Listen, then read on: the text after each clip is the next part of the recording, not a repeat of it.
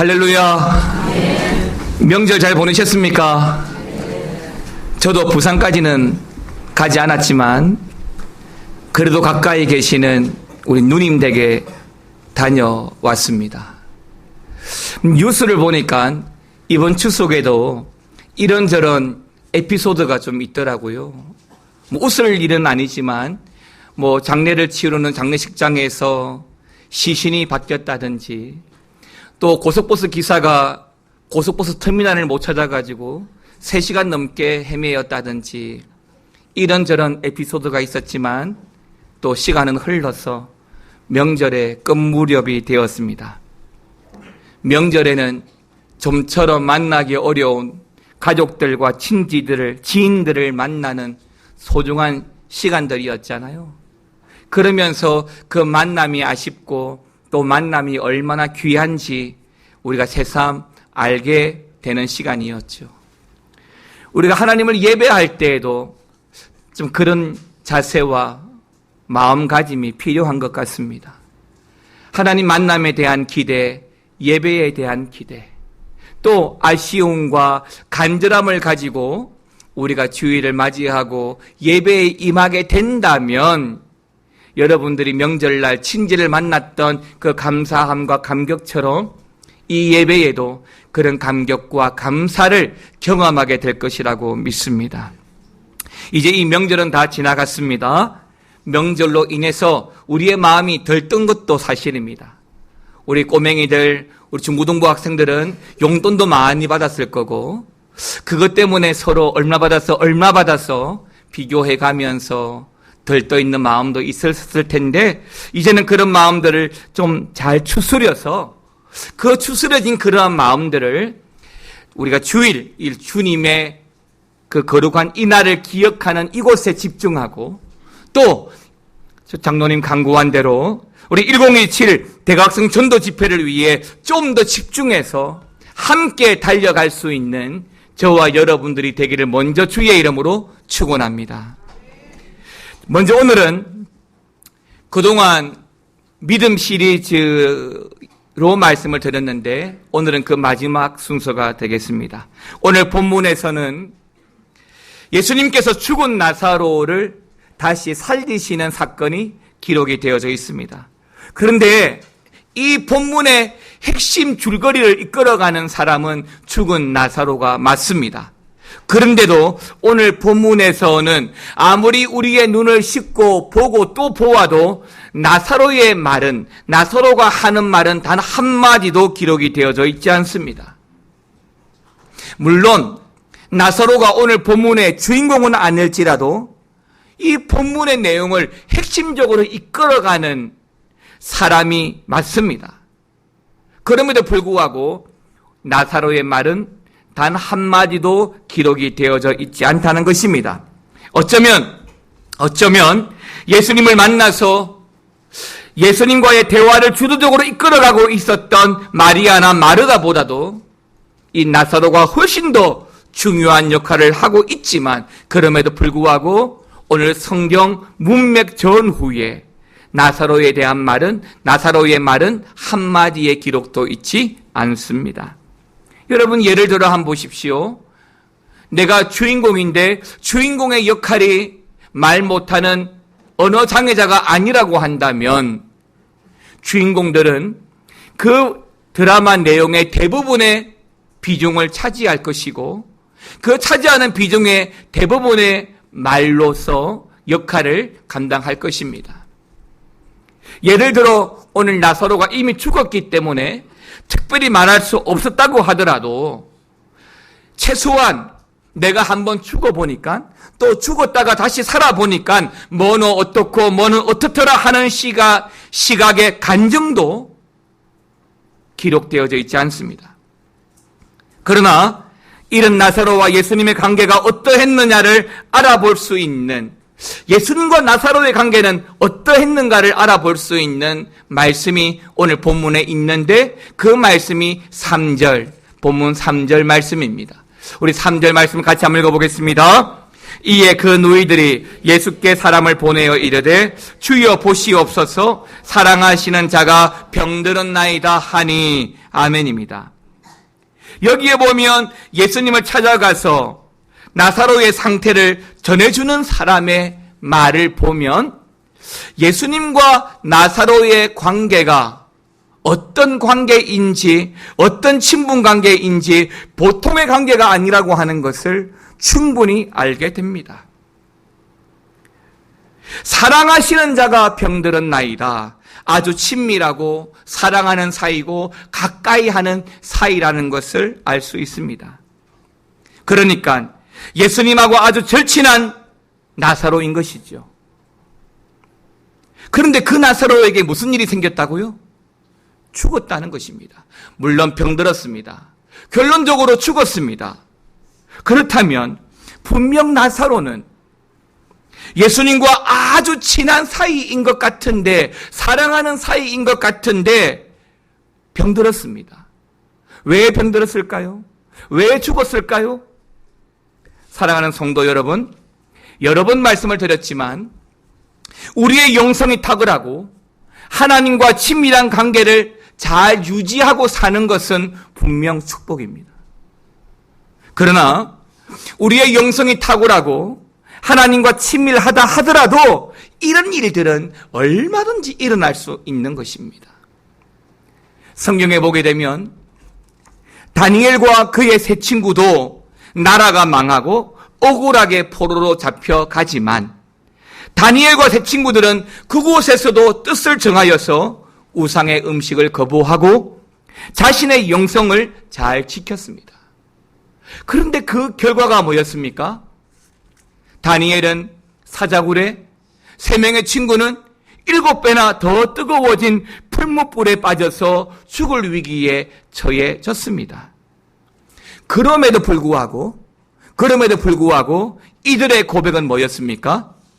우리 다니엘 3장 17절, 18절 이 2절의 말씀을 같이 한 번 더 읽어보겠습니다. 왕이여, 우리가 섬기는 하나님이 계시다면 우리를 맹렬히 타는 풀무불 가운데에서 능히 건져내시겠고 왕의 손에서도 건져내시리이다. 그렇게 하지 아니하실지라도 왕이여, 우리가 왕의 신들을 섬기지도 아니하고 왕이 세우신 금신상에게 절하지도 아니할 줄을 아옵소서. 아멘입니다. 예수 믿는 성도라 할지라도 얼마든지 이런 일을 또 당할 수도 있지만, 그러나 성도는 언제든지 담대하고 평안을 잘 유지하고 살아가야 할 줄 믿습니다. 왜요? 이 말씀처럼 하나님이 우리를 위하신다는 믿음이 있기 때문입니다. 설령 그렇지 않다 할지라도 끝까지 신실하신 그 하나님을 믿고 소망의 삶을 살아가는 것이 우리 성도이기 때문입니다.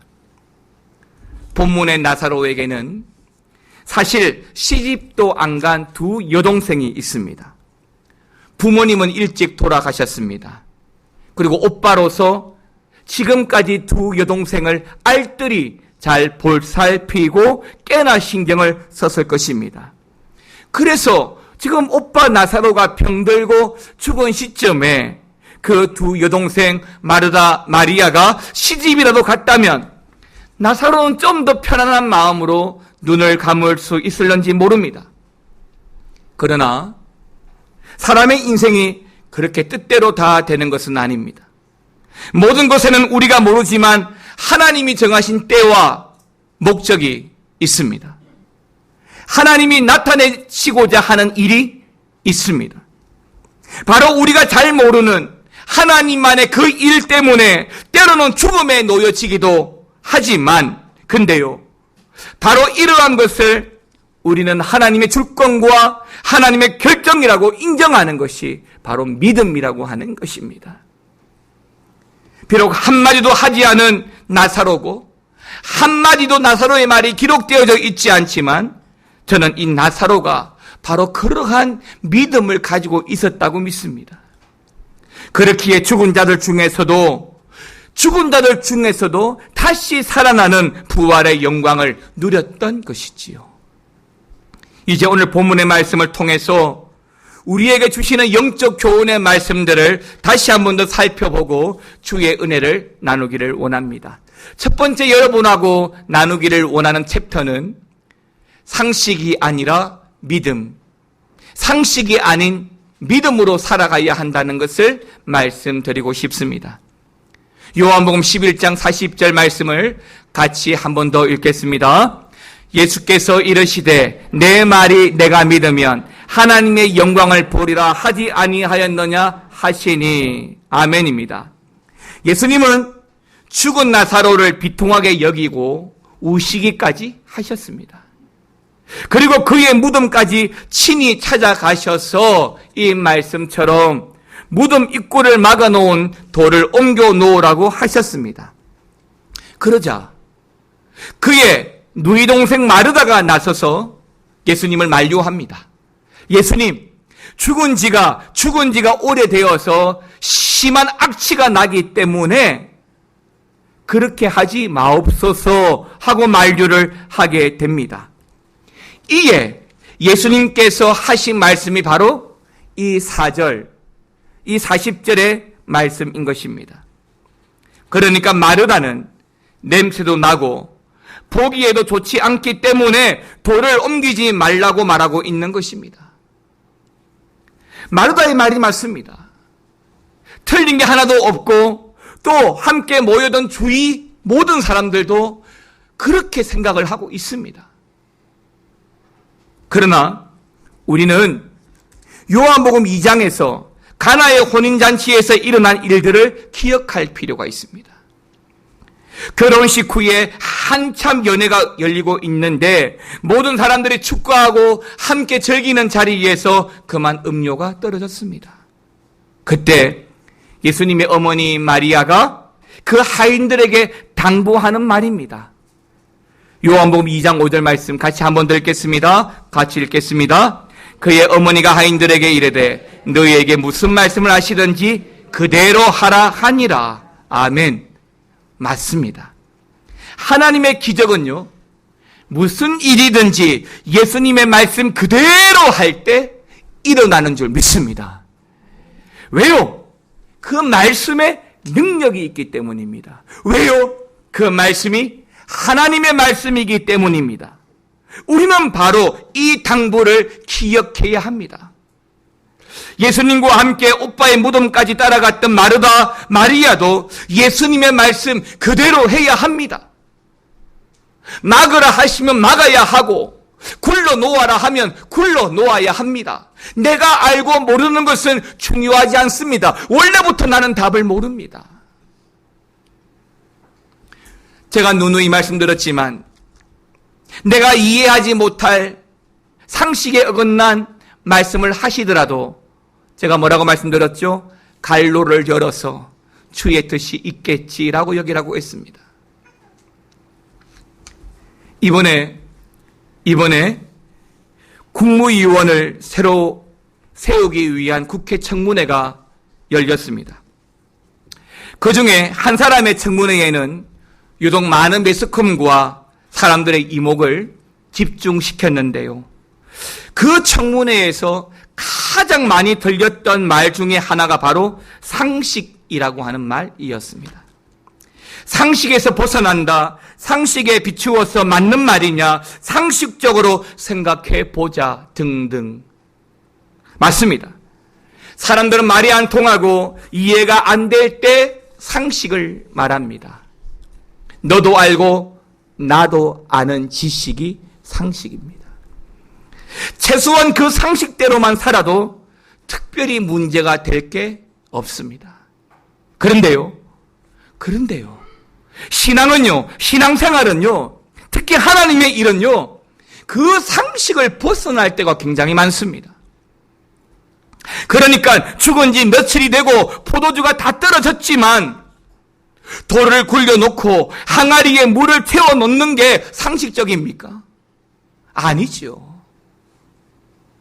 그러나 사무엘상 16장에서 하나님은 사람의 외모를 보지만 하나님은 그 중심을 보신다라고 말씀하셨습니다. 마르다와 마리아가 그들의 상식보다 전능하신 주님의 권능을 믿었거나 아니면 혹시라도 다시 살려주실 줄 모른다는 그 가능성이라도 믿었다고 한다면 아마도 죽은 오빠 나사로를 굴로 만든 무덤에 넣고 굳이 그 큰 돌로 입구를 막아 놓지는 않았을 것입니다. 때문에 어쩌면 무덤을 막아 놓은 이 큰 돌은 주님의 역사를 믿지 못하도록 만드는 불신앙의 상징이라고 말씀드릴 수 있습니다. 때문에 본문 39절에서 예수님은 먼저 그 돌을 39절에서 옮겨 놓으라고 말씀하고 있는 것입니다. 그리고 이 39절에서 다시 말씀하십니다. 여러분 39절 말씀 한 번 더 읽겠습니다. 예수께서 이르시되 돌을 옮겨 놓으라 하시니 그 죽은 자의 누이 마르다가 이르되 주여 죽은 지가 나흘이 되었으며 벌써 냄새가 나나이다. 그러나 이후에 하신 주님의 말씀, 내가 믿으면 하나님의 영광을 보리라 라고 말씀하십니다. 그렇습니다. 사랑하는 성도 여러분, 우리가 믿으면 하나님의 영광을 보게 되는 줄 믿습니다. 하나님의 역사는 믿는 자의 은혜이기 때문에 그렇습니다. 오늘날 우리의 믿음을 가로막는 게 무엇입니까? 상식과 논리와 전통과 사람들의 생각, 이런 것들이 우리가 하나님께 집중하는 것들을 많이 가로막습니다. 바로 이런 생각과 마음들이 노아의 홍수를 거부하였고 금송아지를 만들었습니다. 예수님을 십자가에 못 박아 죽였습니다. 그들의 전통에 어긋나고 그들의 상식에 어긋나고 그들의 논리와 다르기 때문에. 사랑하는 성도 여러분, 말씀을 믿어야 합니다. 하나님의 말씀은 살았고 역사하는 힘이 있습니다. 그러므로 신앙은 상식이 아니라 오직 믿음으로 하나님의 영광에 참여하는 저와 여러분이 되시기를 축원합니다. 두 번째는요, 불가능을 가능케 하는 것이 뭘까요? 믿음입니다. 누가 그러더라고요? 오늘날에 기적이 있습니까? 기적은 없습니다. 이게 상식입니다. 기적은 없습니다. 이게 상식입니다. 그런데 그 불가능을 가능케 하는 것은 뭐라고요? 믿음입니다. 믿음이에요. 요한복음 11장 41절 42절 말씀 같이 한번 읽어볼까요? 같이 읽겠습니다. 돌을 옮겨 놓으니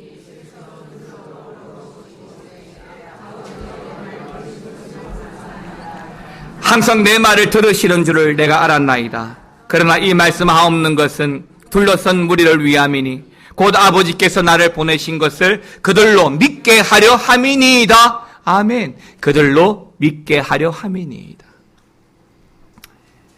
이 말씀은 무덤을 가로막고 있는 그 큰 돌을 옮기고 난 후에 그 다음에 예수님께서 하나님께 기도하는, 간구하는 내용입니다. 마르다가 돌을 옮겨 놓으라는 예수님의 말씀에도 불구하고 오히려 예수님을 만류한 것은 사실 나사로가 죽은 지 이미 나흘이나 되었다는 그 시간이 한몫한 것입니다. 어쩌면 금방 죽었다면 돌을 옮겨 놓으라는 그 말씀에 금방 옮겨 놓았을지 모릅니다. 죽은 지 나흘이나 되었다라고 말합니다. 성경에서 죽었다가 살아난 사람들이 몇몇이 있습니다. 구약에서는 사르밧 가부의 아들, 수넴 여인의 아들, 신약에서는 해당장 야이로의 딸, 과부의 아들 도루가 유도고라는 사람이 있습니다. 그리고 오늘 본문에 나오는 나사로까지. 그런데요, 죽은 이후에 그 시간을 정확하게 기록하고 있는 것은 오늘 본문의 이 나사로뿐입니다. 무슨 말을 하고 싶은가요? 이 나흘이라는 시간이 왜 필요한 겁니까? 이 나흘이라는 시간은 그만큼 시간이 흘렀고 또 그만큼 불가능하다는 것을 말하고자 하는 것입니다. 그러나 이것을 불가능이 아닌 가능으로 만들 수 있는 것은 무엇입니까? 상식이 아니라 우리의 믿음입니다. 하지만 근본적으로는 오늘 본문에서 보여주는 것은 예수님의 간구라고 보여주고 있습니다. 때문에 오늘 말씀을 통해서 예수님의 그 간구를 우리도 집중할 필요가 있습니다. 우리도 주님처럼 간구함으로 주님의 응답과 은혜를 경험할 수 있기 때문이지요. 그런데요, 이 말씀을 보면서 예수님께서 어떻게 간구하고 있는지를 볼 필요가 있습니다. 여기에서 예수님이 간구하는 모습을 통해서 우리는 두 가지의 면을 볼 수 있습니다. 하나는 41절 말씀에서 예수님이 간구하시기 전에 눈을 들어 우러러 보시고 라고 했습니다. 예수님이 굳이 눈을 들어 우러러 보실 이유가 있습니까? 예수님 역시도 하나님이시고 또 하나님의 본체이신데, 그러나 그럼에도 불구하고 이 말씀을 통해서 예수님은 아버지 하나님을 의지함으로 지금의 문제를 해결해 가고자 하는 모습을 보여주고자 하는 것입니다. 다른 것이 아니라 오직 하나님만 바라보심으로 이 문제를 해결하고자 하는 것입니다. 다시 말하면 이 문제의 해결은 오직 주님께 있고 하나님께 있고, 때문에 눈을 들어 하늘을 우러러 봄으로 하나님의 응답을 요청하고 있는 것입니다. 사랑하는 성도 여러분, 문제를 해결할 때는 다른 것으로는 안 됩니다. 특히 예수 믿는 사람들은요, 문제를 해결할 때에 오직 주님만 바라봄으로 해결하고 승리하시기를 축원합니다. 또 하나는요, 확신을 가지고 기도하셨다는 것입니다. 41절 42절 말씀을 보면 예수님께서 이렇게 말씀을 이어갑니다. 내 말을 들으신 것을 감사하나이다. 항상 내 말을 들으시는 줄 내가 알았나이다. 그러니까 이 말씀을 통해서 예수님은 기도의 참 중요한 원리, 기도의 원리를 잘 보여주시고 있는데, 하나님께서도 지금 예수님의 기도를 들어주실 것을 믿고 기도하신다는 것입니다. 그렇습니다. 우리가 기도하는 것은 참 중요합니다. 그런데요, 기도할 때 이미 받았다고 믿고 확신해야 합니다. 기도한 것은, 믿고 기도한 것은 받은 줄로 믿으라고 하셨습니다. 그러니까 무엇을 구하든지 그것이 기도의 간구의 내용이면 이미 받은 줄로 믿고 기도하는 기도가 핵심이라고 하는 것입니다. 다만 그 기도의 동기와 목적이 항상 하나님의 선과 영광을 이루는 것이어야 한다는 것이지요. 하나님의 뜻에 합당한 기도는 하나님이 반드시 응답해 주신다는 믿음이 필요한 것입니다. 여러분, 야고보 기자는요, 아무리 기도를 많이 해도 의심하는 기도는 결코 응답하지 않는다라고 말씀하십니다. 야고보서 1장 6절 7절 말씀 보니까 이렇게 말씀합니다. 오직 믿음으로 구하고, 조금 더 뭐 하지 말라고요? 의심하지 말라고 말합니다. 왜요? 의심하는 자는 마치 바람에 밀려서 요동치는 바다 물결 파도 같기 때문에, 이런 사람은 무엇을 구하든지 주께 얻기를 뭐 하지 말라고요? 생각하지 말라고. 다시 말하면 이런 사람은 하나님이 응답하지 않는다는 것입니다. 우리는 개인적으로든 교회적으로든 무슨 계획을 세우고 그 일을 추진함에 있어서 반드시 기억해야 할 것이 있는데요. 뭐냐면 이 관점이에요. 우리가 할 일이 있고 주님이 하시는 일이 있다는 관점. 내가 다 하는 것도 아니에요. 주님이 다 하시는 것도 아닙니다. 내가 해야 될 일이 있고 주님이 하실 일이 있다는 관점이 필요합니다. 예를 들면 이렇습니다. 기도는 우리가 해야 될 일이고 기도의 응답은 하나님의 일입니다. 전도는 우리가 해야 될 일이지만 그 열매는 주님의 일입니다. 봉사는 우리의 일이지만 축복은 주님의 응답입니다. 사랑하는 성도 여러분, 이러한 공식은 시간이 얼마나 흘러도 결코 변하지 않습니다. 때문에 오늘 본문에 죽은 나사로가 나흘이나 되었지만 주님께서 함께 하시기 때문에 다시 살아나는 줄 믿으시기 바랍니다. 우리에게 바로 이런 믿음이 필요한 거예요. 우리는 지금 1027 대각성 전도 집회를 앞두고 여러 가지 준비를 하고 있습니다. 어제도 명절 끝이지만 우리 교육자들이 모여서 대각성 전도 집회를 위해서 기도하고 여러 가지 의논하고 연구하면서 한 단계 한 단계를 준비하고 밟아가고 있습니다. 작년에 해보았기 때문에 작년에 한 대로 답습하려고 하지 않습니다. 늘 새롭게 기도하면서 하나님께서 역사해 주실 것을 믿고 이 1027 대각성 전도 집회를 준비하고 있습니다. 기도하고 작정한 수가 122명, 122명이 작정이 되었습니다. 다시 말하면 장로님 기도하고 간구하신 대로 122명을 이미 우리가 우리 태중에, 영적 태중에 품고 있습니다. 어떻게 해야 될까요? 어떻게 해야 될까요? 순산하는 그날까지 영적 자양분을 잘 공급받으면서 준비해야 할 것입니다. 다음 주부터는 기도 카드가 나갑니다. 5주간 영적 체크리스트가 나갑니다. 사랑하는 성도 여러분, 불가능을 가능케 하는 것은 오직 믿음뿐입니다. 그 믿음으로 우리가 간절히 기도하고 나가면 하나님이 들어주실 줄 믿으시기 바랍니다. 그러므로 저와 더불어 함께 기도하면서 다가오는 영적 대각성 집회를 준비하고 또 믿음으로 여러분의 인생에 하나님의 기적이 일어나기를 소망합니다. 상식이 아니라 믿음으로 불가능을 가능케 하는 것도 오직 믿음인 줄 믿고 그 절대 믿음으로 살아가는 저와 여러분 다 되시기를 우리 주님의 이름으로 축원합니다.